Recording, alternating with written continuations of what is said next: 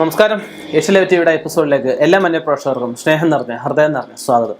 ഇന്നത്തെ നമ്മുടെ വിഷയം എന്ന് വെച്ച് കഴിഞ്ഞാൽ, ആഗ്രഹിച്ച എന്ത് കാര്യവും പെട്ടെന്ന് നടക്കാൻ വേണ്ടിയിട്ട് അല്ലെങ്കിൽ പെട്ടെന്ന് സംഭവിക്കാൻ വേണ്ടിയിട്ടുള്ള ഒന്ന് രണ്ട് ചെറിയ രീതികളൊക്കെയാണ് നമ്മുടെ പുരാണങ്ങളിൽ അല്ലെങ്കിൽ നമ്മുടെ പഴയ താളിയോല ഗ്രന്ഥങ്ങളിലൊക്കെ പറഞ്ഞിരിക്കുന്ന വിധാനങ്ങളെയാണ്. ഓരോ അറിവുകൾ എനിക്ക് കിട്ടുമ്പോൾ നിങ്ങൾക്കായിട്ട്, കാരണം അറിവ് കൊടുക്കും തോറുവേ നമുക്ക് ഏറത്തുള്ളെന്ന് പണ്ട് കവികളൊക്കെ പറഞ്ഞിട്ടുണ്ട്.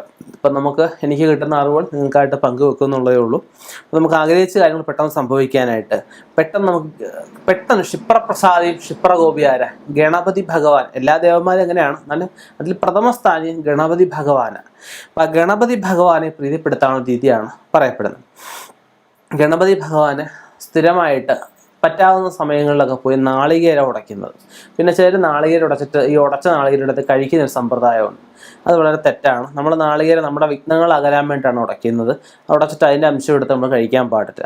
അപ്പോൾ ഗണപതിക്ക് നാളികേരം ഉടയ്ക്കുന്നത് ശ്രേഷ്ഠമാണ്.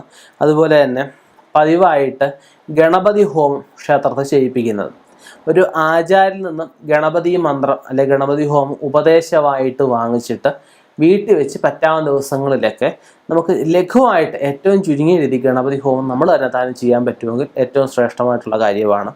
അതുപോലെ ഗണപതി പൂജ നമുക്ക് വല്ലപ്പോഴുമൊക്കെ 1-2 മാസമോ അല്ലെങ്കിൽ 3 മാസമോ അല്ലെങ്കിൽ 6 മാസമോ കൂടുമ്പോൾ നല്ലൊരു ആചാര്യനെ കൊണ്ട് ഗണപതി പൂജ നമുക്ക് അല്ലെങ്കിൽ അഷ്ടദ്രവ്യ ഗണപതി ഹോമം നമ്മുടെ വീട്ടിൽ വെച്ച് നടത്തുന്നത് ഏറ്റവും ശ്രേഷ്ഠമാണ്.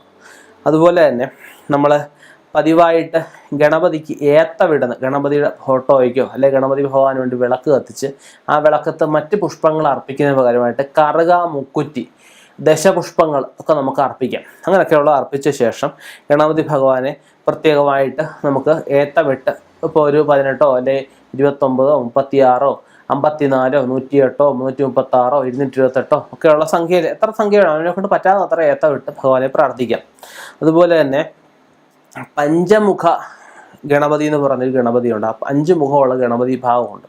അപ്പോൾ ആ പഞ്ചമുഖ ഗണപതിയുടെ ചക്രം ധരിക്കുന്നത്, പഞ്ചമുഖ ഗണപതി ചക്രം ഏലസായിട്ട് നമുക്ക് ധരിക്കുന്നത് ശ്രേഷ്ഠമാണ്.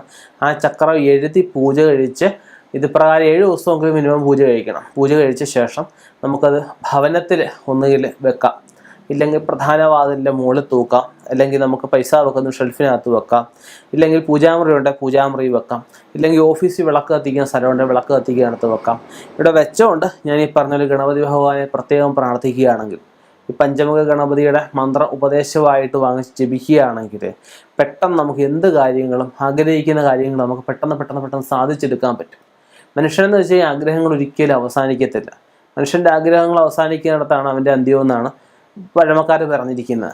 അപ്പം നമുക്ക് ആ ആഗ്രഹങ്ങൾ, എന്തെല്ലാം ആഗ്രഹങ്ങളുണ്ട്, നല്ല ആഗ്രഹങ്ങൾ സഫലമാവാനായിട്ട് ഗണപതി ഭഗവാനെ ഈ പറഞ്ഞ പഞ്ചമുഖ ഗണപതിയെ പ്രാർത്ഥിച്ചു കഴിഞ്ഞാൽ, ഗണപതി ഭഗവാന് വേണ്ടുന്ന വഴിപാടുകൾ വൃത്തിയായിട്ട് ചെയ്തു കഴിഞ്ഞ് കഴിഞ്ഞാൽ സാധിക്കും. സംശയമില്ലാത്ത കാര്യമാണ്.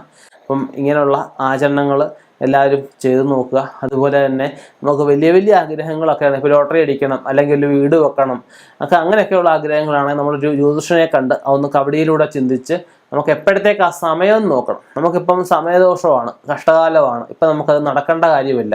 അപ്പം അങ്ങനെ ഉണ്ടെങ്കിൽ ഞാൻ ഈ പറഞ്ഞ കാര്യം ചിലപ്പം സാധിച്ചു എന്ന് വരില്ല. അപ്പം അതുകൊണ്ട് അവരുടെ സമയം കൂടെ നോക്കിച്ച് ആ സമയദോഷമുണ്ട് അതിനുള്ള പ്രതിവിധിയും കൂടെ ചെയ്ത ശേഷം ഈ പഞ്ചമുഖ ഗണപതിയെ പ്രാർത്ഥിക്കുകയാണെങ്കിൽ തീർച്ചയായിട്ടും നമ്മുടെ ആഗ്രഹങ്ങൾ സാധിക്കും. സംശയമില്ലാത്ത കാര്യമാണ്. ഇനിയും ഇതുപോലെയുള്ള വ്യത്യസ്തമായ ആചരണ രീതിയും അനുഭവങ്ങളുമായി കണ്ടുമുട്ടാം. നിർത്തുന്നു. നന്ദി, നമസ്കാരം.